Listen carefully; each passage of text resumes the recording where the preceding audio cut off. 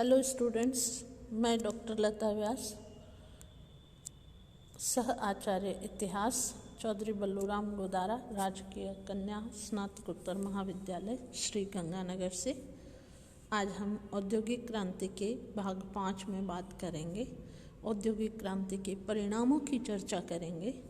औद्योगिक क्रांति विश्व के इतिहास की अत्यंत महत्वपूर्ण घटना मानी जाती है। यद्यपि इस क्रांति का प्रारंभ इंग्लैंड में हुआ था, किंतु शीघ्र ही यूरोप महाद्वीप ही नहीं अपितु संपूर्ण विश्व के मुख्य देश इसके प्रभाव क्षेत्र के अंतर्गत आ गए थे।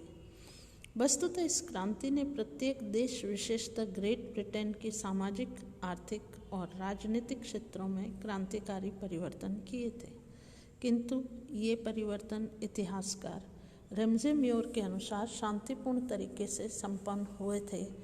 मानव जीवन के विभिन्न अंगों को इस क्रांति ने प्रभावित किया था।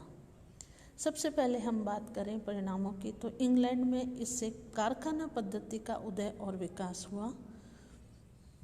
औद्योगिक क्रांति से पूर्व इंग्लैंड में कुटीर उद्योगों का प्रचलन था। इस व्यवस्था के अंतर्गत कारीगर अपने घरों में रहकर अपने परिवार के सदस्यों के सहयोग से सीमित पूंजी और अन्य साधनों को लगाकर अपनी सुविधा अनुसार वस्तुओं का उत्पादन करते थे। इस प्रकार देश में दस्तकारी का प्रचलन अधिक था। कभी कभी कुछ कारीगर मिलकर एक दूसरे के सहयोग से उत्पादन कार्य कर लेते थे, किंतु औद्योगिक क्रांति के फलस्वरूप इस व्यवस्था को गहरा आघात लगा। यांत्रिक आविष्कार के इस युग में प्रत्येक क्षेत्र में नवीनतम मशीनों का प्रयोग प्रारंभ किया गया। दस्तकारी का स्थान मशीनों और यंत्रों ने ले लिया। यंत्रों और मशीनों का प्रयोग सही ढंग से करने के लिए अधिक स्थान की आवश्यकता का अनुभव किया गया। अतः उत्पादन का कार्यक्षेत्र कारीगरों के घरों के स्थान पर छोटे छोटे कारखानों में परिवर्तित हो गया, जिन्होंने कालांतर में विशाल कारखानों का रूप ले लिया। विशाल पैमाने पर कारखानों की स्थापना होने के फलस्वरूप देश में कम समय में सस्ता, अधिक और उच्च कोटि का माल बनने लगा। देश के स्वतंत्र और छोटे कारीगर इस स्थिति का मुकाबला नहीं कर सके। फलस्वरूप उन्हें अपने कुटीर उद्योग धंधे बंद करने पड़े। आजीविका का स्थायी साधन समाप्त हो जाने के कारण इन कारीगरों को अपनी स्वतंत्र स्थिति को भुलाकर इन कारखानों में वेतनभोगी मजदूर के रूप में कार्य करने के लिए बाध्य होना पड़ा। इंग्लैंड की औद्योगिक और अर्थव्यवस्था के क्षेत्र में यह एक महान परिवर्तन था, जिसके फलस्वरूप देश में कारखाना पद्धति का उदय हुआ। यह पद्धति उत्तरोत्तर विकसित होती गई और देश के कारीगर इस व्यवस्था में इतने घुल मिल गए कि उनका जीवन भी मशीनों की तरह कार्य करने लगा, जिसका स्वयं कोई स्वतंत्र अस्तित्व नहीं था। फिर हम बात करें स्वास्थ्य और नैतिकता के अधिनियम 1802 की, तो 18वीं शताब्दी के अंत में 3 दशकों में इंग्लैंड की सरकार उन बुराइयों के प्रति अधिक सचेत हो गई थी जिसका संबंध कारखानों में बच्चों को नौकर रखने से था। अप्रेंटिस पद्धति के अंतर्गत जिला स्तर पर निर्धनों के लिए स्थापित कार्यशालाओं में कारखानों में कार्य करने के लिए शिक्षार्थी भेजे जाते थे, जहां पर उनके सस्ते माल की तरह शोषण किया जाता था। इस स्थिति से उत्पन्न नैतिक और स्वास्थ्य संबंधी बुराइयों ने सरकार को हस्तक्षेप करने के लिए बाध्य किया था। परिस्थितियों में सुधार के लिए सर रॉबर्ट पील प्रथम ने 1802 में स्वास्थ्य और नैतिकता अधिनियम पारित किया था, जिसके अंतर्गत बच्चों के स्वास्थ्य संबंधी नियम निर्धारित किए गए तथा यह व्यवस्था की गई कि अप्रेंटिस बच्चों से दिन में 12 घंटे से अधिक कार्य न लिया जाए, रात में उनसे बिल्कुल काम न लिया जाए तथा उनके आवास का उचित प्रबंध किया जाए।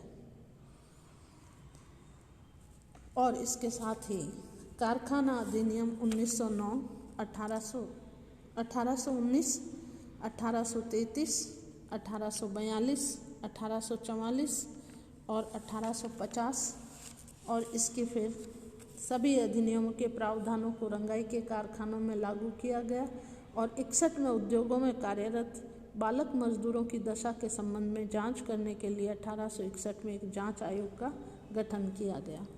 फिर कारखाना अधिनियम 1864 इस पारित किया गया। इस प्रकार सरकार ने श्रम समस्याओं के निवारण तथा श्रमिकों के कार्य करने की दशाओं में सुधार करने के उद्देश्य से समय समय पर अनेक कारखाना अधिनियम बनाए। अब हम बात करें औद्योगिक नगरों की, तो औद्योगिक नगरों का विकास हुआ। औद्योगिक क्रांति से पूर्व इंग्लैंड में कुटीर उद्योग धंधों का प्रचलन था। प्राय लोग अपने घरों में रहकर सीमित पूंजी और सीमित साधनों के द्वारा छोटे पैमानों पर वस्तुओं का उत्पादन करते थे। उत्पादन कार्य प्राय हाथों के द्वारा किया जाता था, इसलिए उस समय बड़े बड़े नगरों की संख्या बहुत कम थी। अधिकांश जनता गांव में निवास करती थी, किंतु औद्योगिक क्रांति के परिणाम स्वरूप बड़े बड़े नगरों का विकास होने लगा। मशीनों का आविष्कार होने तथा उत्पादन कार्य में मशीनों का प्रयोग होने से बड़े बड़े कारखानों की स्थापना होने लगी। जल शक्ति तथा भाप शक्ति का आविष्कार होने के बाद मशीनों को इन्हीं शक्तियों द्वारा चलाया जाने लगा, जिससे उत्पादन में पहले की अपेक्षा अधिक तेजी आ गई। कारखाने में लोहे और कोयले का प्रयोग भी पहले की अपेक्षा अधिक मात्रा में किया जाने लगा। अब हम बात करें राष्ट्रीय संपत्ति में वृद्धि की, तो औद्योगिक क्रांति के फलस्वरूप इंग्लैंड की आर्थिक स्थिति में प्रभावशाली परिवर्तन आया। इस क्रांति से पूर्व इंग्लैंड की एक कृषि प्रधान देश था, किंतु औद्योगिक क्रांति के बाद वह संपूर्ण संसार के लिए एक उद्योगशाला बन गया। दैनिक प्रयोग की प्रत्येक वस्तु का उत्पादन विशाल पैमाने पर इंग्लैंड में होने लगा। वहाँ की बनी